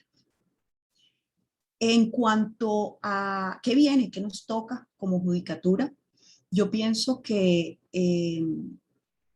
nosotros como judicatura tenemos un reto muy importante, porque para que se materialice realmente la protección al bien jurídico, a los bienes jurídicos protegidos por estos tipos penales consagrados en el Código Penal, se requieren herramientas, dientes, diríamos. Y esos dientes, desafortunadamente, en nuestra sociedad, y estoy absolutamente de acuerdo que el derecho penal es última ratio, pero en nuestra sociedad se tiene el derecho penal no como última ratio, sino como la primera opción que tenemos para solucionar o para detener estas situaciones. Ayer precisamente viajé a Barranquilla y observé cómo en la vía a Barranquilla hay unas quemas gigantescas, pero gigantescas. Yo decía, esto es deforestación. Precisamente ¿para qué? Para apropiarse de tierras o para destinar estas porciones de tierras a ganadería o al cultivo de otras especies. Y digo, bueno, ¿dónde está la acción de las autoridades acá, en la región? No sé si lo que la doctora Madeleine nos habló en cuanto a que esto va a ser un delito especializado, sea bueno o si esto nos va, por el contrario, solamente a judicializar las grandes deforestaciones, por decirlo de alguna forma. Solamente cuando se trate de 1 hectárea o más.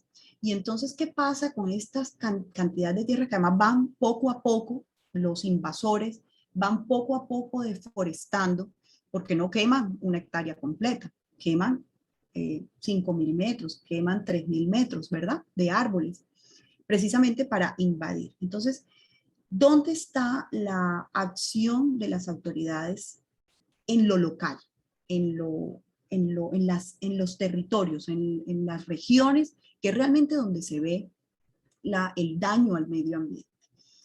Bueno, para la judicatura pienso que el reto tiene que ser que en esas decisiones judiciales, para que tengan un impacto, para que tengan una trascendencia, deben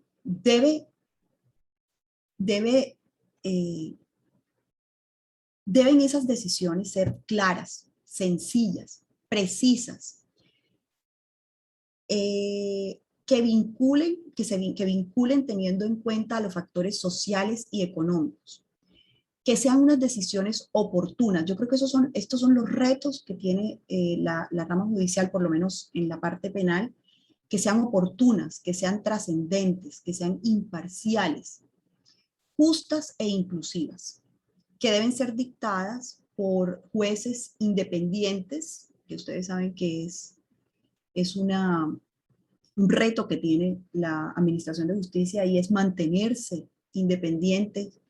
Y para esto se necesita que los jueces estemos capacitados, que tengamos conocimientos en materia ambiental. Por esto para mí este tema es muy importante, y créanme que no me voy a quedar solo con los cursos que me han facilitado. Y además esto debe ser encaminado a todos los jueces, porque es que el juez de control de garantías puede ser el juez de control de garantías de cualquier municipio, de un municipio apartado, como lo dijo la doctora que me antecedió. Entonces, para que estas decisiones sean oportunas, trascendentes, que realmente se cumplan, tienen que esos jueces tener las capacitaciones necesarias, que en la actualidad realmente no las tenemos. Para que estas decisiones realmente tengan una trascendencia, deben, o los factores que impiden que estas decisiones tengan realmente, que sean efectivas, que sean trascendentes, son, por ejemplo, los plazos de cumplimiento, ya sean muy cortos en las órdenes que se emiten, muy cortos o muy extensos. La falta de integración de los aspectos ambientales con los socioeconómicos, la utilización de conceptos poco desarrollados por la doctrina, porque yo creo que en Colombia nos falta muchísimo en materia ambiental. Las decisiones complejas, donde los jueces asumen roles que no le corresponde, que son propios de la administración distrital o de las autoridades administrativas, o inclusive del legislador. También la dificultad para el cumplimiento de las órdenes dadas en las decisiones judiciales por falta de presupuesto e instituciones técnicas que las ejecuten. Y considero que el principal problema del derecho ambiental es su falta de efectividad. Si nosotros como jueces no nos proponemos de que las decisiones que tomemos, ya sea en el derecho administrativo o en el derecho penal o en cualquier área, sean efectivas, poco vamos a hacer en aras de proteger realmente el medio ambiente. Bueno, yo creo que mi intervención realmente tiene que ser la más corta porque pues todos los que me precedieron ya hablaron ampliamente y Ángela me pidió que diera la perspectiva desde un juez, ¿cierto? No de todos los jueces, pero sí, por lo menos desde mi punto de vista, esta es la perspectiva que tengo de esta materia. Muchísimas gracias. Además, el manejo del tiempo también estuvo perfecto. Muchísimas gracias por esa visión y por ese llamado como a la sensibilización, que digamos es el objetivo principal del proyecto. El objetivo principal del proyecto, y aquí excúsenme que le haga como propaganda nuevamente, es acercar a los jueces a esa doctrina ambiental que ya existe en el país. Si bien, claro, no hay otros países que tendrán un tema mucho más desarrollado, pero la doctrina ambiental, jurídico ambiental en Colombia es extensa, pero de pronto está muy los mismos con los mismos, muy centrados de pronto en la academia. Lo que estamos intentando con este proyecto, y aquí hemos visto, por ejemplo, aquí también tenemos a Daniel, que le ha tocado sentarse a trabajar conmigo, y no es lo mismo dar clase en una especialización o en una maestría que dar clases a jueces, y nos ha costado modificar la forma en la que queremos transmitir esa información a ustedes que son expertos en temas no necesariamente ambientales. Entonces, muchísimas gracias por esa visión, eso es lo que nos interesa transmitir, entonces creo que vamos por buen camino. En este momento quiero dar espacio, la última media hora que nos queda, a resolver algunas de las dudas o inquietudes puntuales que se han presentado en el chat o por mensajes privados.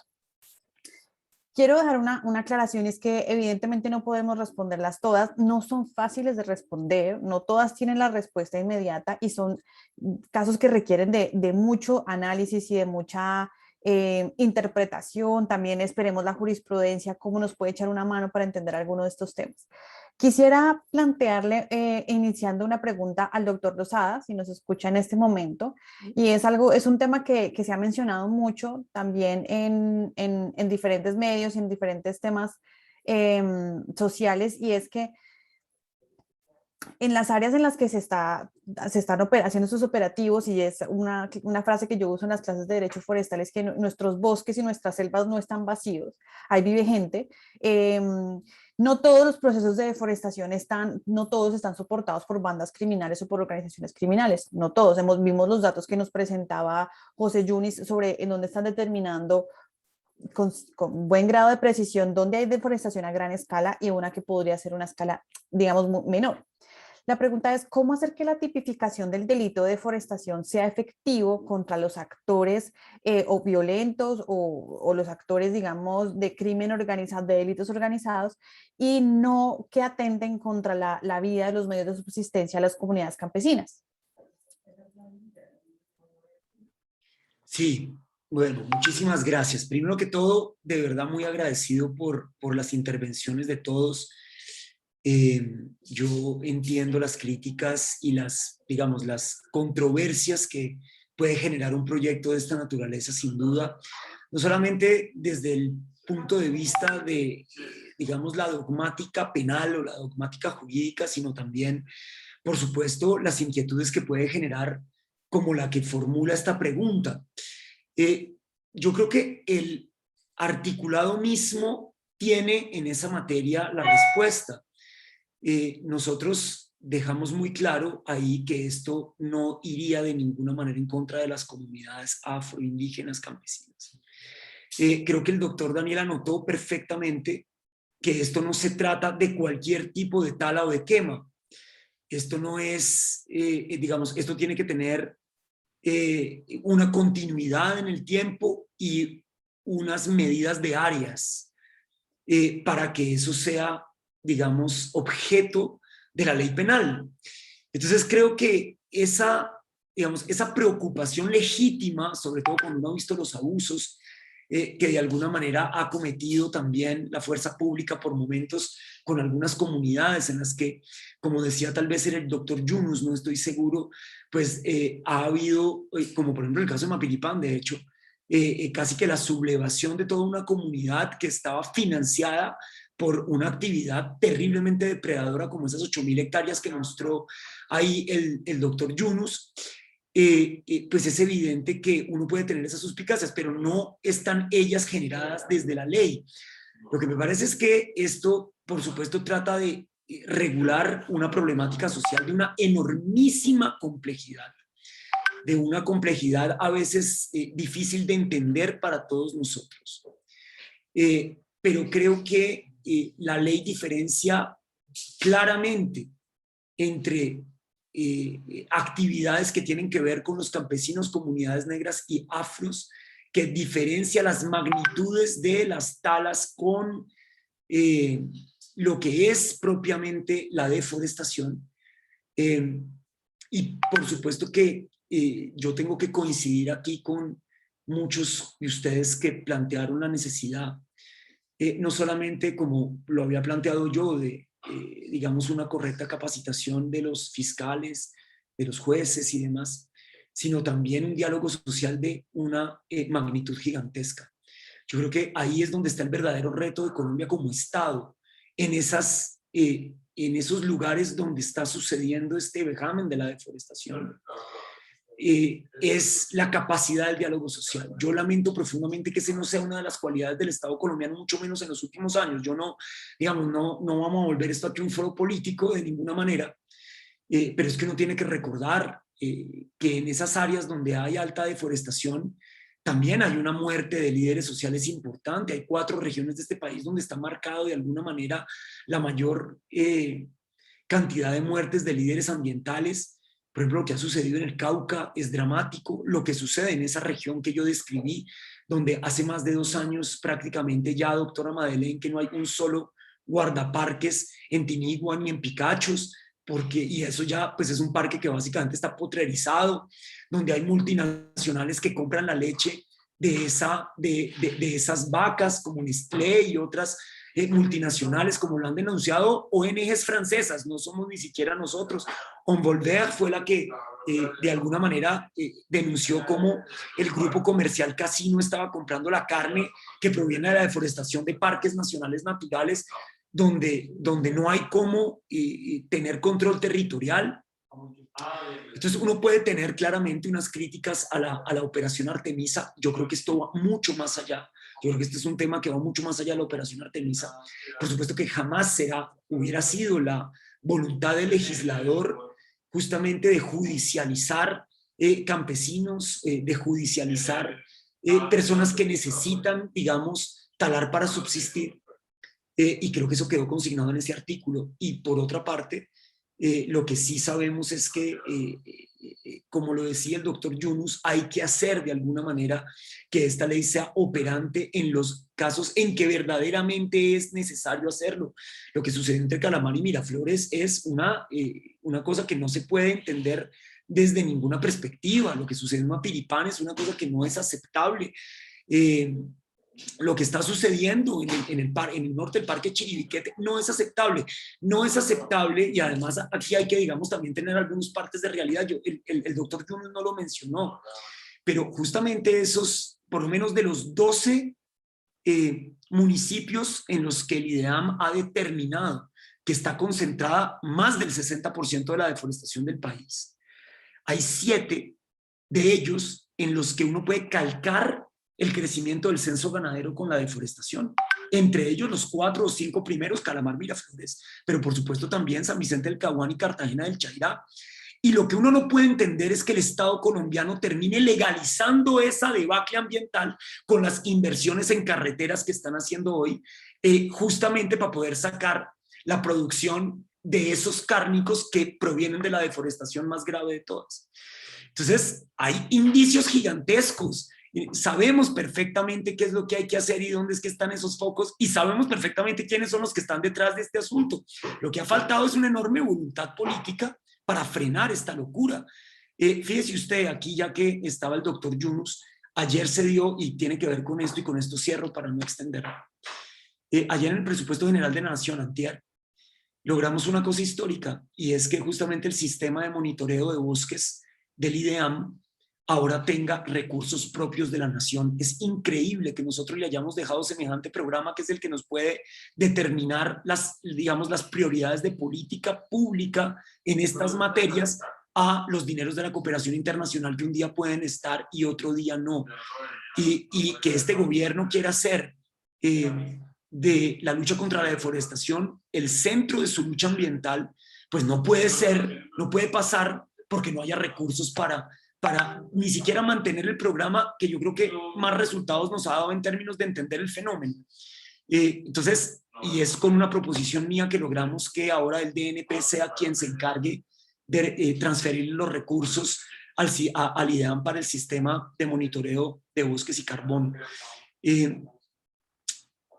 A veces se me mezclan un poco los temas, son tantos, están tan interconectados, que yo les pido disculpas si a lo mejor no tengo el mayor de los órdenes en esta intervención, pero espero haber podido responder, así sea parcialmente, a esa inquietud, y haberla complementado tal vez con temas relacionados que son fundamentales. Y simplemente decir que yo coincido con la postura de la doctora Jessica Storino. Mi visión no es una visión antropocéntrica. Esa es una de las razones por las cuales hemos insistido en la constitucionalización de los derechos de la naturaleza en Colombia. Yo intervine no solamente en la Corte Constitucional en el caso del oso chucho, sino que hemos presentado un proyecto de acto legislativo que por tiempos nunca ha logrado avanzar, digamos, haciendo en Colombia, intentando hacer lo mismo que se hizo en Bolivia y que se hizo en Ecuador, en términos justamente de la garantía de que esto sea no por los intereses de los humanos, sino porque justamente como humanos podemos reconocer que somos parte de la tierra y no al revés. Muchísimas gracias. Muchísimas gracias por esa explicación, que efectivamente todo se conecta con todo, y yo rescato de eso algo que he visto muy frecuentemente en las preguntas en el chat, y es la preocupación porque la tipificación de este delito pueda convertirse en una sobrecriminalización de las conductas, de las actividades tradicionales de las comunidades campesinas. Y creo que el mensaje es claro por parte de todas las personas que han intervenido hoy. El derecho penal es la última ratio. Antes hay otras estrategias. Antes está Visión Amazonía, que José, antes de Yarel Avios, me pidió que insistiera en este tema, y es que estrategias como Visión Amazonía y como otras estrategias están antes evitando que las conductas lleguen a la deforestación, generando oportunidades. Entonces sí, el derecho penal está ahí, el derecho penal existe, es una herramienta que se necesita tener, pero va a ser la última herramienta en la medida en que evidentemente las anteriores funcionen. Voy a seguir con la sección de preguntas. Entonces tengo una pregunta, bueno, 2 preguntas para Daniel, que están un poco conectadas. La pregunta es, ¿qué responsabilidad le cabría a las entidades financieras si financian con créditos la deforestación o actividades conexas como la ocupación de baldíos por ganado? Y la conecto con otra que es un poco por el sentido, es, ¿qué pasaría con entidades como Fedegan, que financian proyectos silvopastoriles que indeterminadamente pueden afectar zonas boscosas en la Amazonía? Las dos tienen que ver como hacia dónde podría ir este tipo penal de financiación de la deforestación. No, la pregunta es interesantísima porque nos genera grandes discusiones.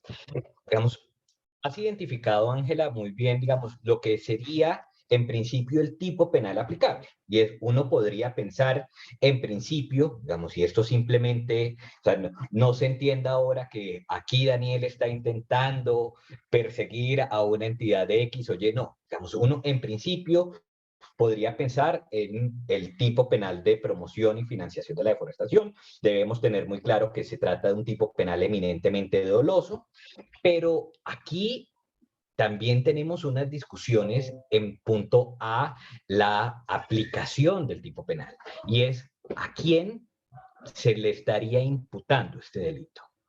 ¿Y por qué razón? Porque estamos ante un delito común y al tratarse de un delito común no podemos aplicar la cláusula del actuar por otro.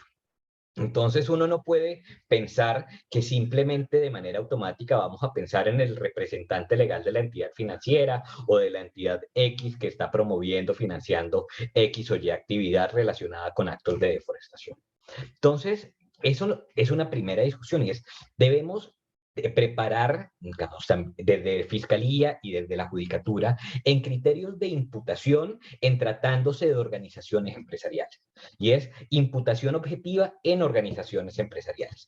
Ahí hay un reto importante en términos de capacitación, pero además volvemos también a la discusión de, en esas hipótesis uno podría pensar en la suspensión de la personería jurídica, por ejemplo, de la entidad financiera, al haber desarrollado un acto de una actividad delictiva.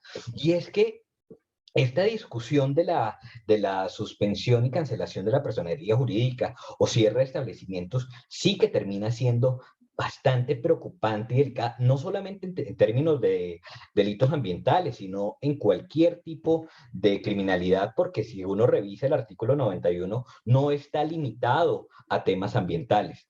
Y es que si nosotros revisamos, por ejemplo, en derecho comparado, en la legislación argentina esta figura solamente aplica prácticamente para cuando la sociedad fue creada para delinquir.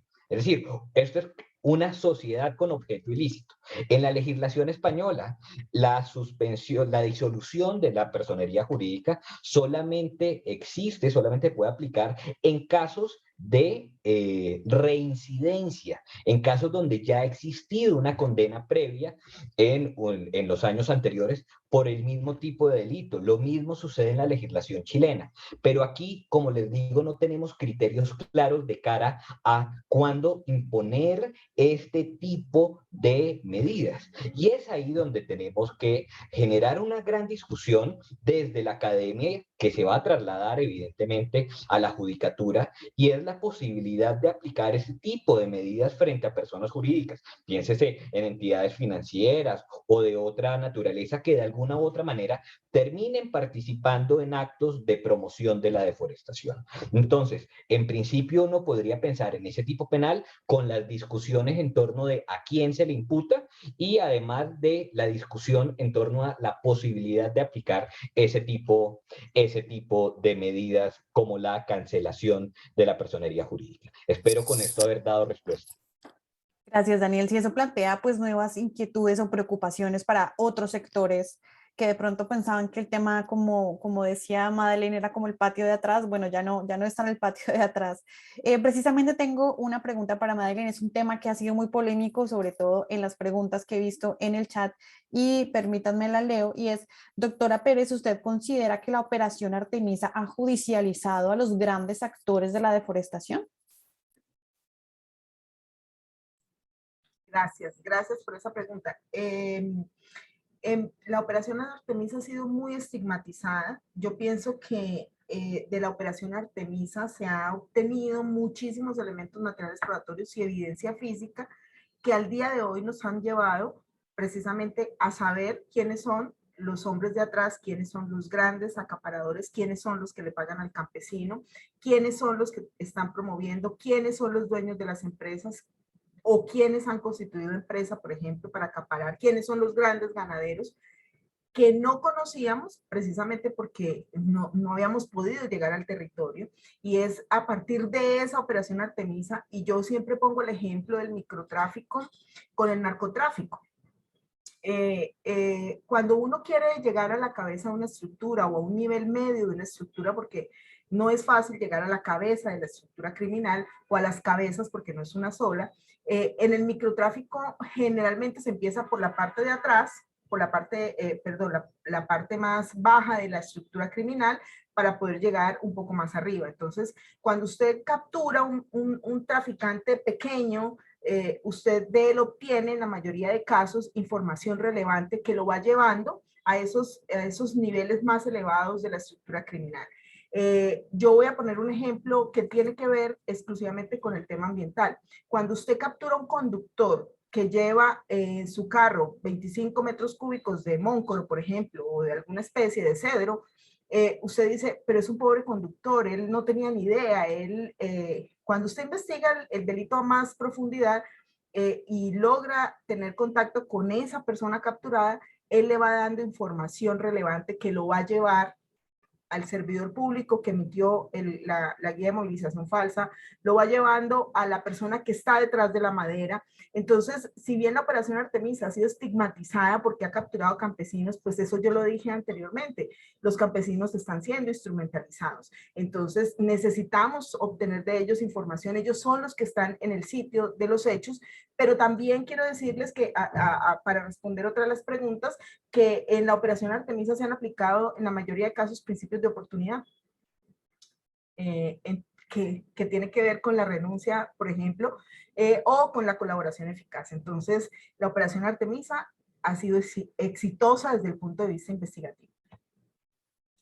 Muchísimas gracias, Madeleine. Y precisamente estaba conversando con Daniel, que tenemos una pregunta en el chat sobre el principio de oportunidad, y bueno, ya la acabas de responder. No vamos a alcanzar a responder todas las preguntas así en el público, pero hay algunas que ya se están respondiendo en el chat. Tenemos una pregunta para la juez Estorino, la voy a leer y es, ¿cómo, en tu opinión, desde la perspectiva que has analizado el acercamiento a estos temas, cómo podría incluirse el contexto de una comunidad étnica o campesina que aprovecha el bosque y que vive el bosque en una sentencia relacionada con la deforestación? En una sentencia pronto, pues hemos visto diferentes tipos de acciones judiciales, pero ¿cómo compatibilizar e incorporar la visión de la comunidad a la hora de adelantar procesos por deforestación? ¿Cómo incorporar la visión o la actividad que realiza una comunidad étnica, una comunidad tradicional que vive en el bosque? Uh-huh. Bueno, yo creo que aunque esta comunidad, yo pienso que más que incorporar, lo que tenemos que dirigir es ver si realmente la explotación que ellos hacen de los árboles, o sea, en cuanto a la deforestación, pertenece realmente a su visión cosmopolita. Yo creo que estas comunidades son muchísimo más respetuosas con el medio ambiente y no veo cómo estas comunidades deforesten, por ejemplo. No sé si es que no entiendo muy bien la pregunta, pero ¿cómo incorporar esa visión a las sentencias? Yo creo que ellos deben también tener una capacitación en el sentido de que estas actividades dañan el medio ambiente. Sí, no, yo no entiendo mucho la pregunta, pero ¿cómo puede incorporarse esa visión a las sentencias judiciales? Sí, de pronto creo que la forma en la que tú lo analizas es muy interesante, y es, estas comunidades tienen una relación diferente con el medio ambiente, de pronto como lo vemos nosotros. Entonces, a través de diferentes mecanismos de participación dentro de los procedimientos judiciales, cuando corresponda legalmente, incluir la visión de las comunidades al momento de... Esta es muy importante porque realmente estas comunidades luchan o tratan es de proteger el medio ambiente. Entonces, pues sería muy importante tener en cuenta esa visión de la tierra para la protección del medio ambiente en cada sentencia. Eso sería enriquecedor, creo yo. Sí, completamente de acuerdo. Y creo que por ahí es uno de los temas más importantes que precisamente abordaremos en la segunda, en el segundo webinar que tiene que ver con temas de participación, bueno, de clínicas legales. ¿Querías agregar algo adicional? No, bueno, hace un momento es que a mí se me quedó por fuera un tema en cuanto a las decisiones que pueden tomar los jueces de control de garantía. De eso algo dijo la doctora Madeleine, y yo pienso que los jueces, y ahorita hablando de las sociedades o de las personas jurídicas, creo que los jueces, sobre todo los jueces de control de garantías, podemos tomar o dar órdenes en aras de proteger, por lo menos de manera cautelar, el medio ambiente, suspendiendo una actividad, como lo dijo la doctora Madeleine. Yo creo que son órdenes innominadas o son, podríamos echar manos de medidas cautelares precisamente para proteger el medio ambiente deteniendo una actividad. De ese tema lo tocó la doctora Madeleine, a mí me gustó y quedé ahí como también con una dudita con respecto a eso. Muchísimas gracias. Le voy a dar la palabra a Daniel, que veo que tiene la mano levantada para un minuto más de intervención y ya cerramos el seminario por hoy. Adelante, Daniel.